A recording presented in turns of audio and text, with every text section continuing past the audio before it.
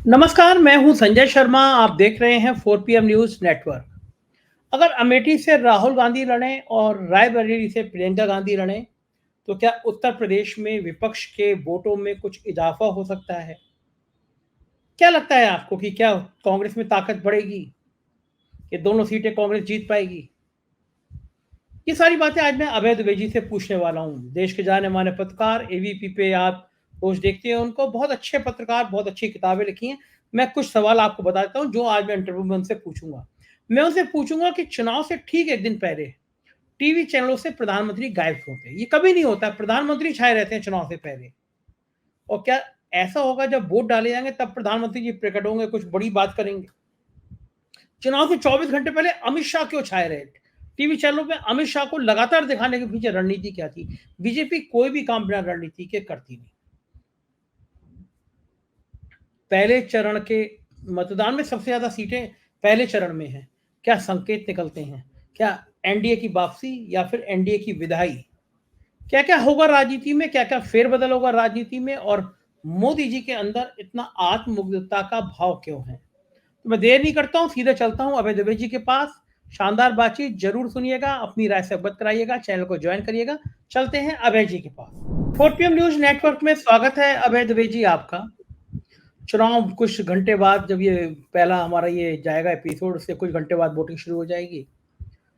बड़ा ताज्जुब हुआ मुझे, कल रात को मैं देख रहा था प्रधानमंत्री जी ने, जब चुनाव में 18 घंटे भी नहीं बचे थे, केवल पूरे दिन में 2 ट्वीट किए। एक दैनिक जागरण में मेरा आर्टिकल छपा है, वो पढ़िए, उसकी अपील करी उन्होंने। वो आर्टिकल था उनका, उनका प्रिय अखबार दैनिक जागरण में, उत्तराखंड का, कि उत्तराखंड में हम जय ज़मीन कैसे बचाएँगे, और एक नए वोटर को आह्वान की वोट करने के लिए क्या-क्या करना चाहिए। जबकि पहले मैं देखता था कि चुनाव के 24 घंटे पहले प्रधानमंत्री जी का हंगामा होता था। कहीं किसी वो मंदिर में, गुफा में होते थे, किसी समुद्र में होते थे, कहीं पूजा-पाठ कर रहे होते, कुछ ना कुछ ऐसा होता था। लेकिन 1 दिन पहले, मतदान से 1 दिन पहले, जब पहले चरण का मतदान है, प्रधानमंत्री जी की खामोशी, और टीवी पे अमित शाह के कल जलवे चल रहे थे। जहाँ अमित शाह, वहीं पे जीत की राह आसान, अमित शाह जादूगर, 300-400 पार अमित शाह। 24 घंटे पहले मोदी गायब, Amit Shah as a hero दिखाया जाना, क्या रणनीति हो सकती है ये भारतीय जनता पार्टी की? आपने बहुत सही जगह अपनी उंगली रखी है संजय जी। आज अमित शाह गुजरात में अपने निर्वाचन क्षेत्र में गांधीनगर में एक रोड शो कर रहे थे और पत्रकारों द्वारा उनके इंटरव्यू भी लिए जा रहे थे और वो 400 पार और कांग्रेस बचकानी है, कांग्रेस, राहुल गांधी को कांग्रेस में भी लोग गंभीरता पूर्वक नहीं लेते, वगैरह वगैरह, इस प्रकार के वक्तव्य अमित शाह के आ रहे थे। मोदी जी पूरी तरह नजारे से गायब थे, बिल्कुल आपने ठीक कहा।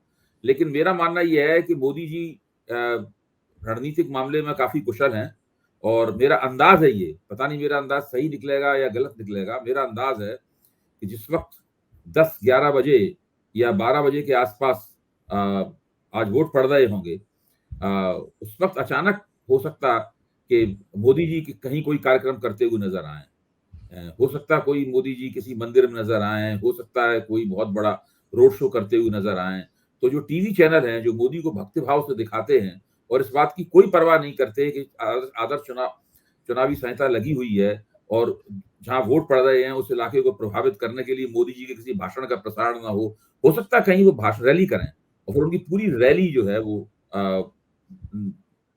टीवी चैनलों के ऊपर काटी जाए। ये काटा जाना शब्द होता है, रैली काटी जाए और पूरी रैली, एक तरफ वोट पड़ रहे होंगे, लाइन लगी होगी वोटरों की, और दूसरी तरफ मोदी जी का राष्ट्र के नाम, वोटरों के नाम संदेश चल रहा होगा। हाँ, दर्शक समझ नहीं पा रहे होंगे, काटे जाए मतलब होता है कि सारे प्रोग्राम रोक के वो प्रोग्राम दिखाना, उसको काटा जाए कहते हैं। तो यानी आपको लगता है कि अब से कुछ घंटे बाद भगवान विष्णु जी के 10वें अवतार जेपी नड्डा के शब्दों में देवताओं के देवता प्रकट होंगे और कोई बहुत बड़ा सा शिकूबा छोड़ेंगे। देखते हैं कुछ ही घंटे बाद क्या होने जा रहा है। अब आपने एक बात कह दी तो एक बात याद आ गई, माफ कीजिए मैं बीच में आपको रोक रहा हूँ, कि पहले तो मैं सोचता था कि लोगों ने ऐसे ही अपने नेता के प्रति, आदमी में काफी श्रद्धा होती है तो वो आमतौर पर अपने नेता को एक दैवी रूप में देखने लगता है जब श्रद्धा मन में बढ़ जाती है। गांधी जी को भी बहुत से लोग भगवान मानते थे। जब गांधी जी को नौथीराम गोडसे ने गोली मारी, उनका देहांत हो गया, तो बहुत से लोगों ने उस पर यकीन करने से इनकार कर दिया। वो बोले वो तो भगवान थे, उनको गोली लग कैसे गई है। इस तरह का बहुत होता है। बहुत सारे गुरु लोग जो धर्म गुरु होते हैं, उनकी जब हत्या वगैरह होती है तो उनके भक्त बहुत दिनों तक विश्वास ही नहीं कर पाते इसके ऊपर। लेकिन नरेंद्र मोदी तो राजनेता हैं, राजनीतिक नेता हैं नरेंद्र मोदी। और नरेंद्र मोदी को फिर पहले जब पहली बार भगवान का अवतार कहा गया, तब मैंने उसको नजरअंदाज किया, लेकिन बाद में फिर कहा गया, तीसरी बार फिर कहा गया, चौथी बार फिर कहा गया। और कितने ताज्जुब की बात है कि ऐसे तमाम लोग जो आमतौर पर वैसे बड़ी तर्कसंगत बात करते हैं, भाजपा के बहुत से समर्थक भी बड़े तर्कसंगत बात करते हैं, उनके पास एक परिप्रेक्ष्य होता है, हमारे मित्र हैं पुराने, परिप्रेक्ष्य होता है, हमारे साथ काम किया है उन लोगों ने, परिप्रेक्ष्य होता है, उस परिप्रेक्ष्य में रख के वो भाजपा के पक्ष में तर्क जुटाते हैं और कई बार उनका तर्क सुनने में अच्छा भी लगता है। लेकिन उन्होंने एक बार भी नहीं कहा कि ये सब क्या वाहियात बातें हो रही, एक बार भी नहीं कहा। और इस उनके जो कार्यक्रम उन लोगों के आते हैं, इस तरह के आते हैं कि मोदी ने एक पल में ये कर दिया, मोदी ने एक पल, दरअसल उनको वो चमत्कारी पुरुष की तरह देखते हैं। कुछ लोग कहते हैं कि ये मोदी जी विष्णु के अवतार हैं या ईश्वर के अवतार हैं या देवी पुरुष हैं, ये तो कुछ लोग कह रहे हैं खुलेआम, लेकिन जो नहीं कह रहे हैं उनके मन में भी ये है, मैं आपको बता रहा हूं कि ये हैं देवी अवतार है हाँ, विष्णु। जब वो ये कहते हैं कि इस देश में जनता किसी के ऊपर विश्वास नहीं करती है, सिर्फ नरेंद्र मोदी के ऊपर विश्वास करती है। वो ये मानते हैं कि भाजपा सरकार में बहुत सी कमियां हैं, भाजपा सरकार ने अपने बहुत से वायदों को पूरा नहीं कर पाया है, महंगाई और बेरोजगारी की तथ्य से उनमें कोई इनकार नहीं करता है। सब कहते हैं कि हाँ, बेरोजगारी बहुत बढ़ रही है, ये 10 साल में इसके ऊपर काबू नहीं पाया जा सका है, महंगाई भी बढ़ रही है, सब कुछ कह रहे हैं, लोगों में परेशानी है, 80 करोड़ लोगों को अनाज दिया जा रहा है, ये भी इस बात का प्रमाण है कि सब कुछ ठीक नहीं है। इन सबको मानते हैं, इसको मानने के बाद फिर उनका इसके ऊपर एक तर्क ठोकते हैं वो तर्क ये होता है कि इस सब के बावजूद भी दरअसल लोग नरेंद्र मोदी को ही सही विश्वास करते हैं, इन समस्याओं को अंततः नरेंद्र मोदी ही हल करेंगे, किसी और नेता के ऊपर उनका विश्वास नहीं है। तो इसका मतलब यह है कि भले ही वो साफ खुल के नहीं कह रहे हो, मानते वो भी नरेंद्र मोदी को चमत्कारी पुरुष ही। ये बात तो आपने ठीक है कि भारतीय जनता पार्टी को लगता है कि जिला पंचायत के चुनाव हो, नगर पंचायत के हो, विधायकी हो, सांसदीय हो, एक व्यक्ति है जो उनको चुनाव जिता लेगा, वो नरेंद्र मोदी है। और अब उनके चमत्कारी पुरुष होने का जो सबसे नया राजनीतिक प्रमाण आया है वो है तमिलनाडु में उनकी लोकप्रियता। अच्छा, ये कहा जा रहा है कि तमिलनाडु के गांव का बच्चा नरेंद्र मोदी के नाम पर हाँ या ना कर रहा है। अच्छा, यानी तमिलनाडु में नरेंद्र मोदी इतने बड़े मुद्दे बन चुके हैं कि या तो उनके नाम पे तमिलनाडु की चुनाव ही नरेंद्र मोदी के नाम पे तमिलनाडु में लड़ा जा रहा है। ये लेकिन पार्टी का कोई बड़ा नेता इसको कहने की हिम्मत नहीं करता, क्योंकि तमिलनाडु के नतीजे क्या आएंगे सब जानते हैं। नतीजे अभी ये काम जो है ना वो गोदी मीडिया के लोग कर रहे हैं। अच्छा, वो एंकर नहीं, जिम्मेदारी बांटी गई है ना, उनकी जिम्मेदारी है कि वो जिस काम को नरेंद्र मोदी खुद नहीं कह सकते, क्यों, मोदी जी तो एक दुनिया के ऐसे नेता हैं जो खुद अपना नाम अपने मुंह से लेते हैं। नरेंद्र मोदी कहते हैं ना कि मोदी की गारंटी है, मोदी ऐसा करेगा, जैसे मोदी कोई अन्य व्यक्ति हो, वो मोदी के बारे में इस तरह बोलते हैं, मोदी वो खुद नहीं है, मोदी कोई वो अन्य व्यक्ति हो उसके बारे में बोलते हैं, मोदी ऐसा करेगा, मोदी, लोगों ने कहा अब तो मोदी गया, मोदी संकट में फंस गया, वो इस तरीके से बोलते हैं पूरी। और ये प्रवृत्ति उत्तरोत्तर बढ़ती जा रही है, धीरे धीरे करके ये प्रवृत्ति लगातार बढ़ती जा रही है, पिछले 1 साल में बहुत ज्यादा बढ़ी है प्रवृत्ति। कहते हैं लोगों की जब उम्र बढ़ती है तो कुछ इस तरह के एहसास बढ़ जाते हैं। कई लोग कहते हैं कि बुजुर्ग आदमी और बच्चा, मुझे क्या लगता है इसके पीछे एक कारण ये है कि इस बार के चुनाव में कोई जज्बाती मुद्दा नहीं है। पिछले बार पहले चुनाव में भ्रष्टाचार एक जज्बाती मुद्दे के तौर पर मौजूद था, अन्ना का आंदोलन था, दूसरे चुनाव में पुलवामा वाली घटना और बालाकोट सर्जिकल स्ट्राइक जज्बाती मुद्दे की तरह मौजूद थी।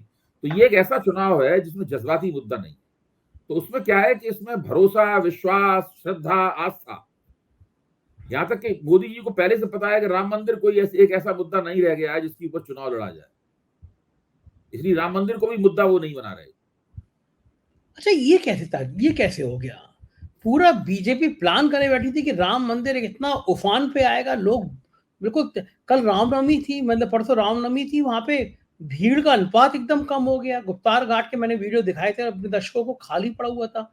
ये राम मंदिर उफान क्यों नहीं ले पाया? कारण क्या क्या? हिंदू राजनीति, उग्र हिंदुत्व की राजनीति कम पड़ गई, धीमी पड़ गई? देखिए, मेरा मानना है कि उग्र हिंदुत्व की राजनीति राम मंदिर के मुद्दे की मोहताज नहीं है। राम मंदिर के मुद्दे से वो माहौल बन गया है, वो जमीन बन गई है जिसके ऊपर खड़े होकर उग्र हिंदुत्व की राजनीति हमेशा की जा सकती है। आप मछली और मटन खाने के सवाल पे उग्र हिंदुत्व की राजनीति करने लगेंगे, आप किसी भी सवाल पे उग्र हिंदुत्व की राजनीति करने लगेंगे। उन्हें राम और नरेंद्र मोदी एक ऐसे नेता हैं, आप देखिए, अब आप पूरे अयोध्या आंदोलन का इतिहास उठा के देख लीजिए। नरेंद्र मोदी जो पिछले 10 साल से इस देश के प्रधानमंत्री हैं, उससे पहले वो 12 वर्ष तक गुजरात के मुख्यमंत्री रहे। उससे पहले वो लाल कृष्ण आडवाणी की जो अयोध्या रथ यात्रा थी, उस रथ यात्रा के प्रमुख मुख्य प्रबंधक थे नरेंद्र मोदी। इस सब के बावजूद आप देखिए तथ्य क्या है, कितने बार गए हैं वो अयोध्या आज तक नरेंद्र मोदी की निजी तौर पर राम मंदिर के मुद्दे में कोई विशेष रुचि नहीं रही है। मैं इस बात को कई बार कह चुका हूं। उन्होंने 2014 के चुनाव में भी राम मंदिर के मुद्दे को महत्व नहीं दिया। उन्होंने 2019 के चुनाव में भी राम मंदिर के मुद्दे को महत्व नहीं दिया। 2019 के चुनाव से पहले तो उन्होंने आरएसएस की बात ही राम मंदिर के सवाल पर मानने से उन्होंने इनकार कर दी। तो ये एक मोदी में खास बात रही है। मोदी जी का मानना यह है, जहां तक मैं उनके दिमाग को पढ़ पाता हूं, उनका मानना यह है कि चुनाव मेरे दम पे जीते हारे जाते हैं। मैं राम मंदिर को भी इसका श्रेय नहीं लेने दूंगा। ये आप सही कह रहे हैं कि राम मंदिर मुझसे बड़ा मुद्दा ना हो जाए, ब्रांड मोदी से बड़ा मुद्दा नहीं हो जाए। इसको क्या कहते हैं? आप तो मनोविज्ञान भी बहुत अच्छा जानते हैं। इसको व्यक्ति का अहंकार कहते हैं, व्यक्ति का सेल्फ कॉन्फिडेंस कहते हैं, आत्मविश्वास कहते हैं, व्यक्ति के खुद इसमें के सभी बातें मिली-जुली हैं। इसमें आत्मविश्वास भी है, सेल्फ इमेज, आपकी आत्म छवि आपकी अपनी निगाह में बहुत बड़ी हो जाती है। ये मोदी जी की बहुत बड़ी है। जब वो गुजरात के मुख्यमंत्री बन गए थे, तो शुरू में तो अचकचाए हुए थे। शुरू में काफी मोदी जी को खुद भी यकीन नहीं था कि वो मुख्यमंत्री पद, तो उन्होंने कोई प्रशासनिक पद पहले कभी संभाला नहीं था। यहाँ तक उन्होंने कभी पंचायत का चुनाव भी नहीं लड़ा था मोदी जी ने। तो अगर आप मधु किश्वर ने उनके लंबे-लंबे इंटरव्यू लिए थे मुख्यमंत्री बनने के बाद में, उसमें मोदी जी ने खुद मुख्यमंत्री बनने के जो शुरुआती दिन हैं, उसकी अपनी कहानी खुद अपने मुंह से कही है। मैंने सुना है इंटरव्यू सारे। उसमें मोदी जी, पुरानी बात है, 22 साल 23 साल पुरानी बात है, 21-22 साल पुरानी बात है। मोदी यंग भी लगते हैं और बड़े साफ तौर पर बता रहे हैं कि मुझे जब वहां दिल्ली से भेजा गया तो मैं यहाँ पर गेस्ट हाउस में ठहर गया और फिर किस तरह अफसर लोग मुझसे मिलने आते थे, मेरी उनसे कैसे बातचीत होती। मोदी जी को ये तक नहीं पता थी कि प्रिंसिपल सेक्रेटरी का काम क्या है और प्रिंसिपल सेक्रेटरी में और चीफ सेक्रेटरी में क्या फर्क होता है। खुद ही कह रहे हैं वो, हमें की सब बातें कहाँ पता थी। बोले हमने तो पहली बार जब अटल बिहारी वाजपेयी का प्रधानमंत्री के तौर पर चैम्बर देखा दिल्ली में, तब मुझे अपनी आंखों में यकीन नहीं हुआ कि ऐसा भी कोई चैम्बर हो सकता है। प्रधानमंत्री की कुर्सी, मुख्यमंत्री की कुर्सी कैसी होती है उन्होंने देखी तक नहीं थी उन्होंने, नरेंद्र मोदी। लेकिन जब आला कमान ने एक निर्णय लेके, जो नरेंद्र मोदी की किस्मत से लिया गया निर्णय था, जब उनको मुख्यमंत्री की कुर्सी पे बैठा दिया, तो फाइलें कैसे पढ़ी जाएं, ये एक बहुत बड़ी समस्या थी उनके सामने। उनके सामने फाइलें रख दी गई। खुद ही बताते हैं कि इतनी ढेर सारी फाइलें मेरे सामने रख दी गई और मैं काफी देर उन फाइलों को देखता रहा और सोचता रहा कि अब मैं इनको क्या रिसर्च करूं, क्या करूं उनके ऊपर में। तो उन्होंने एक नई विधि निकाली कि बिना फाइलों को पढ़े हुए किस तरीके से प्रशासनिक काज किया जाए। ये उनके ऊपर जो किताबें लिखी गई हैं, खासतौर से नीलंजन मुखोपाध्याय ने किताब लिखी है, उनकी कुछ किताबें लिखी गई हैं, उन किताबों में भी इस बात का जिक्र है। किताबें तब की हैं जबकि वो मुख्यमंत्री थे उस वक्त के दौरान। तो धीरे धीरे करके क्या हुआ कि जैसे जैसे उन्हें सफलता प्राप्त होती गई राजनीति में, उनकी आत्म छवि तेजी के साथ बढ़ती चली गई और साथ में उन्हें एक और एहसास हुआ कि उनके ऊपर कुछ ना कुछ उनके जो ग्रह नक्षत्र हैं वो दूसरों से अलग हैं। क्योंकि अगर दूसरों से ग्रह नक्षत्र अलग नहीं होते तो बिल्कुल अलग थलग पड़े हुए थे गुजरात की राजनीति में। गुजरात की राजनीति में अलग थलग पड़े हुए थे और अचानक एक दिन अटल बिहारी वाजपेयी ने कहा कि आप यहाँ क्या कर रहे हैं, जाइए वहां जाकर शपथ लीजिए। तो इससे उनको लगा कि ये जो दैव ने, जो डिवाइन फोर्सेस हैं, उन्होंने मुझे इन सब कामों के लिए चुना। तो इससे उनको लगा कि हमारे ग्रह नक्षत्र कुछ अलग तरह के हैं, ये किस्मत कोई और लेके नहीं आया है, मैं ये किस्मत लेके आया हूं। तभी से उनकी आत्म छवि लगातार बढ़ती चली गई। अब उनको लगता है कि जिस चीज में वो हाथ लगाएंगे वो सोना हो जाएगी। हाँ, बस वो करेंगे गलत काम का भी उनको राजनीतिक फायदा होगा, जैसे उन्होंने डिमोनेटाइजेशन किया। गड़बड़ ये हो गया कि कर्नाटक फायदा होगा, कर्नाटक और तेलंगाना में हाथ लगाया, हाथ गड़बड़ हो गया वो, लेकिन वहां गड़बड़ हो गया। इस तरह के झटके उन्हें लगते रहते हैं। जैसे दिल्ली चुनाव में वो हर बार नाकाम रहते हैं।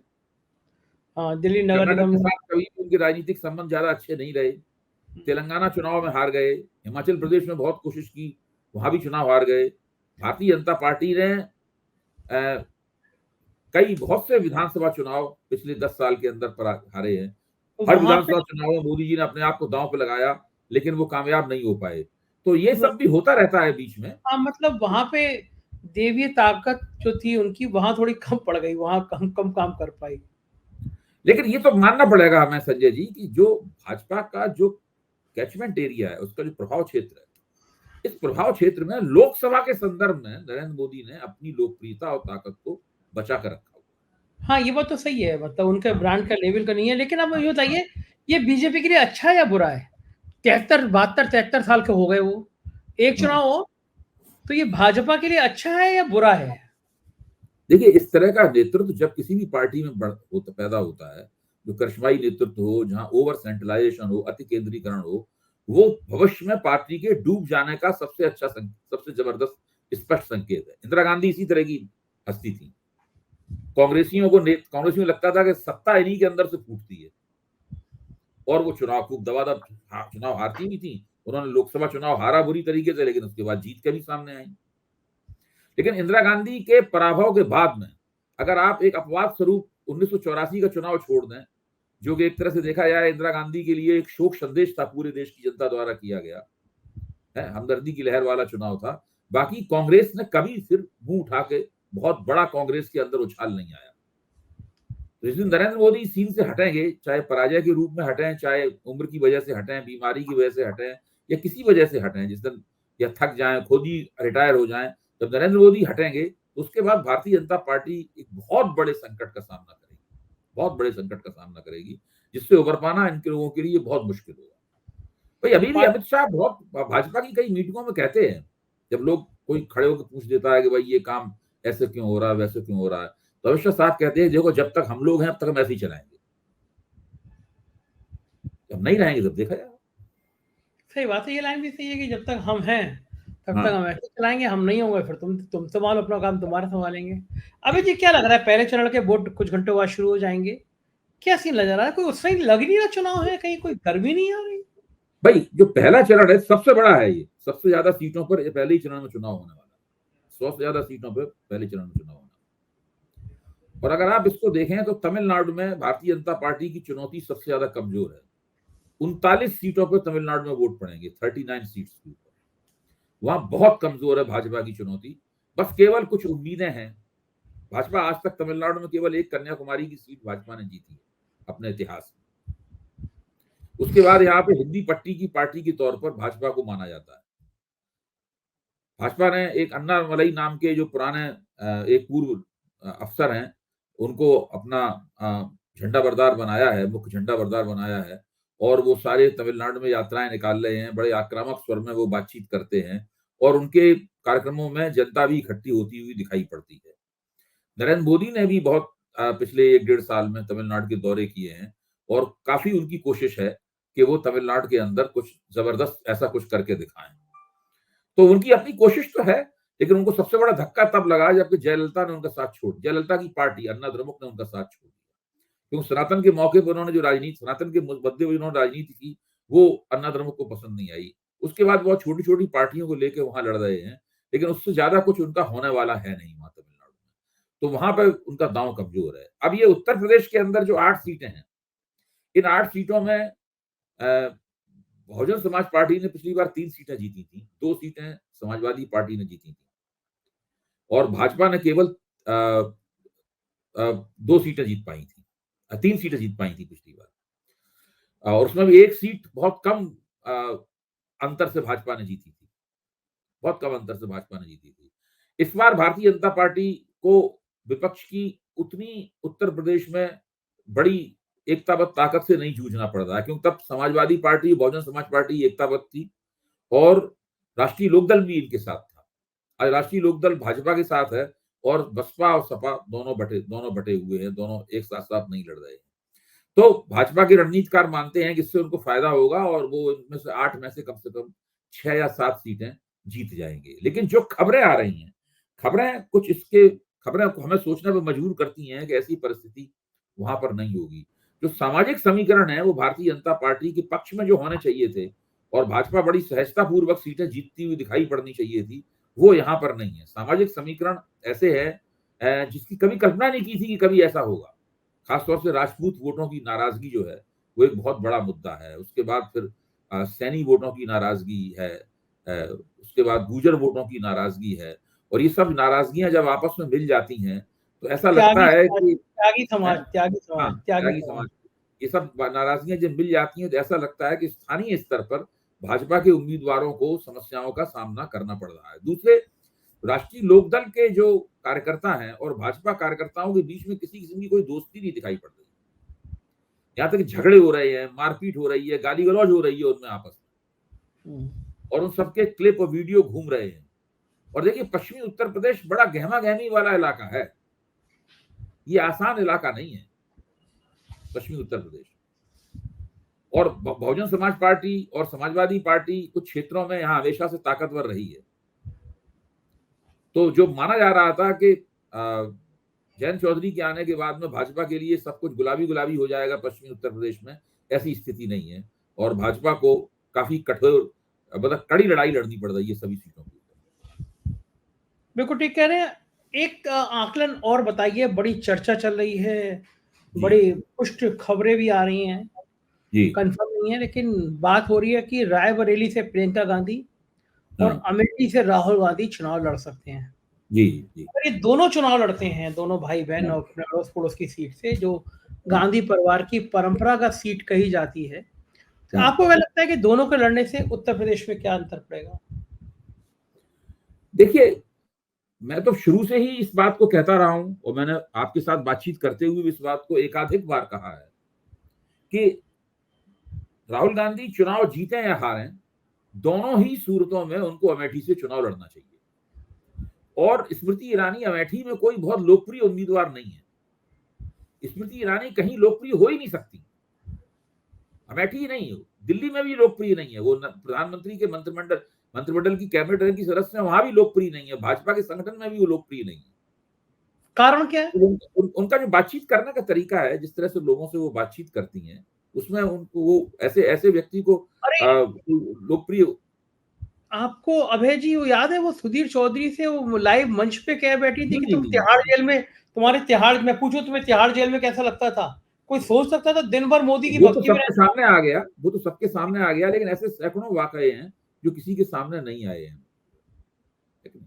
तो वो इसलिए, और अमेठी में भी कोई ऐसा नहीं है कि वो बहुत ज्यादा गई हो और उन्होंने बहुत अमेठी में बहुत मेहनत की हो। अभी आप अमेठी में कुछ दिन पहले जाने लगी हैं, चाट वाट खा के तस्वीर खिंचाई जा रही है, फोटो ऑप हो रहा है, तो उसके जरिए आप दिखाना चाहती हैं कि अमेठी की जनता में आप कितनी घुली मिली हैं। ऐसी स्थिति नहीं है। दूसरे, राहुल गांधी के जो चुनाव इंचार्ज थे, जो रायबरेली और अमेठी दोनों में पारंपरिक रूप से राहुल गांधी और उनकी मां सोनिया गांधी के चुनाव इंचार्ज होते थे, मुझे अभी उनका नाम याद आ जाएगा। हाँ, बहुत कांग्रेस के संगठन के अंदर बहुत ही जाना माना नाम है।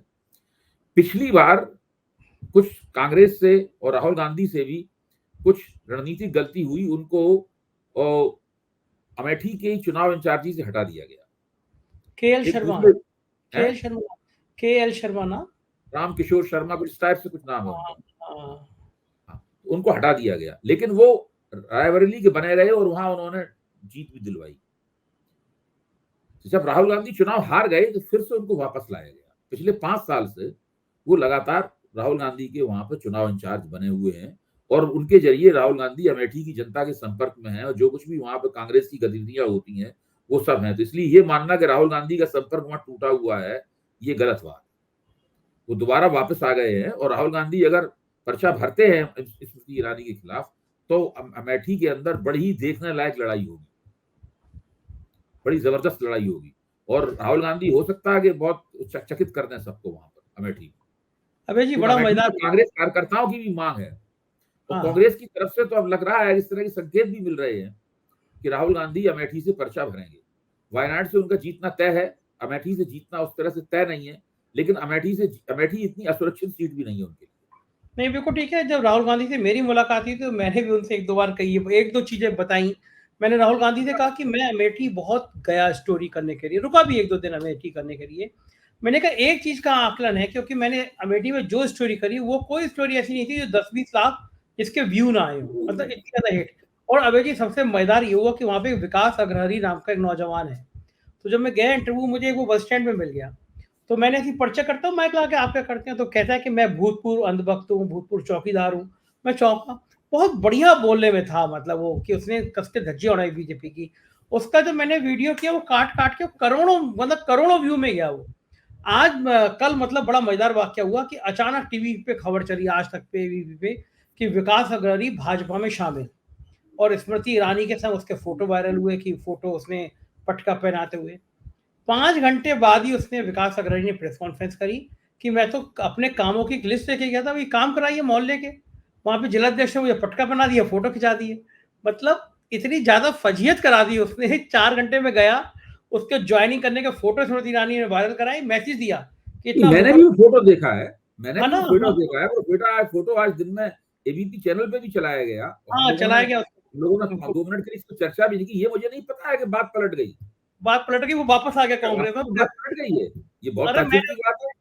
मैंने कल, फिर आते ही उसका, मैंने कल शाम को ही मैंने उसका इंटरव्यू किया। मैंने कहा ये तुम लोग प्लानिंग के तहत गए थे? तुम गए वहां पे, स्मृति ईरानी ऐसे तो चाय नाश्ता कराती नहीं है किसी को। तुम्हें चाय नाश्ता कराया, तुम्हें पट्टा पहनाया, तुम्हारे साथ फोटो खिंचाए। तुम, और 4 घंटे बाद तुम प्रेस कॉन्फ्रेंस करके कह रहे हो कि मैं तो बस काम के लिए गया था, उन्होंने मुझे जबरदस्ती पटका पहना दिया फोटो। तो मैंने कहा तुम क्या प्लानिंग करके गए थे? क्योंकि स्मृति ईरानी की इससे ज्यादा फजीयत क्या हो सकती है कि किसी कार्यकर्ता को वो पट्टा पहनाए, बड़े हंसते हुए फोटो। आमतौर पर इतने खुश फोटो कम आते हैं। वो फोटो आप जैसे बता रहे हैं, एबीपी पे आप थे उस समय में, खबर सब चैनलों पे चली, क्योंकि वो खबर तुरंत जारी कराई गई स्मृति ईरानी के ऑफिस से कि दिखाओ कि विकास अग्रवाल आ गया। और फिर 4 घंटे बाद वो आदमी पलट के कह रहा है कि मैं तो काम कराने गया था, उन्होंने मुझे जबरदस्ती पट्टा पहना दिया। तो आज इतना ज्यादा फजीहत हो गई स्मृति ईरानी के मामले में। तो इस तरह अच्छा, की चीजें, मतलब मुझे लगता है वो प्लान किया गया कि विकास अग्रवाल को बेच के ये लोग फोटो खिंचाएंगे और बाद में वापस आ जाएगा। तो स्मृति ईरानी की घेराबंदी कम नहीं है वहां पे, मतलब बहुत ये ज्यादा तो है बहुत भाई, बड़ा झटका है भाई इनके लिए। बहुत ये जो बड़ा आप झटका। बात कर रहे हैं, मुझे भी मतलब मैंने आपको विकास अग्रही वाला वो कुछ देखा था, तो मुझे लग हाँ, रहा था कि ये बंदा तो बहुत रेडिकल भाषा का प्रयोग करते हुए भाजपा और स्मृति ईरानी के खिलाफ बोल रहा है। फिर हाँ, वहां पे हाँ, ये आया कि साहब उन्होंने तो बीजेपी ज्वाइन कर ली, बीजेपी के सदस्य हो गए, कांग्रेस उन्होंने छोड़ दी।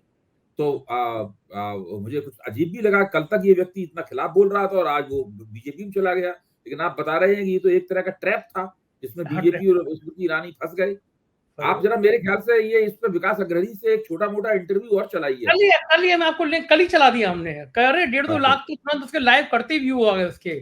मतलब लोग अच्छा। इतना ज़्यादा उसको देखना चाह रहे हैं, मैं कल ही तुरंत ही 4 घंटे बाद हमने किया। हमने कहा भाई तुमने हाँ। करने क्या गया था वहाँ पे? बड़ा मज़ेदार वो इंटरव्यू हुआ, पड़ा है उसमें, जो मेरे दर्शक देखना चाहें, तो कल के फिर वीडियो मिल जाएगा। तो ये आप ठीक कह रहे हैं कि राहुल के प्रति एक दीवानगी तो है वहाँ पे। देखा नहीं, भी है। राहुल और के देखिए धीरे-धीरे क्या है कि स्मृति ईरानी इ के पूरे राजनीतिक जीवन में केवल एक ही उपलब्धि है, राहुल का वो राणा, है मैं ठीक है चुनाव जीतना। चुनाव जीतना। इसके अलावा तो उनकी कोई उपलब्धि नहीं है आज और तक बहुत बड़ी उपलब्धि है, कम बड़ी उपलब्धि भी है और वैसे। बहुत बड़ी उपलब्धि है उनकी ये। तो वो अब ये बड़ी उपलब्धि को कैसे बचा के रखा जाए, ये कुशलता उनके अंदर है नहीं, मेरा मानना है। काम नहीं किया उन्होंने, मतलब सही बात हाँ, है। इसलिए राहुल गांधी को चाहिए कि उनको चुनौती दें। हाँ। अच्छा, ये अमेठी और रायबरेली दोनों से भाई-बहन लड़ेंगे, तो बाकी जो सीटें हैं कांग्रेस की, उसमें भी उत्साह आएगा ना? मतलब कांग्रेस एक सब बार रिवाइज। खटाल आएगा। देखिए अगर ये दोनों वहाँ पे गए और लड़े वहाँ पे सोनिया गांधी तो अब लड़ेंगी नहीं वहाँ से, वो तो अब राजस्थान से राज्यसभा की सदस्य हैं। तो काफ़ी बड़ा कांग्रेस की जो चुनावी मुहिम है उसको लाभ होगा इससे। देखो ठीक बात है अभय जी, और वोट पड़ जाएँगे। कल हम जब बात करेंगे तब तक पहले चरण के मतदान खत्म हो चुका होगा। कल हम फिर चर्चा करेंगे इस पे। बहुत-बहुत शुक्रिया समय देने के लिए। आभार आपका। तो ये थे अभय दुबे जी। मुझे यकीन है ये बातचीत आपको हर बार की तरह बहुत पसंद आई होगी। अपनी राय से अवगत कराइएगा। चैनल को जॉइन करिएगा। शुक्रिया, थैंक यू।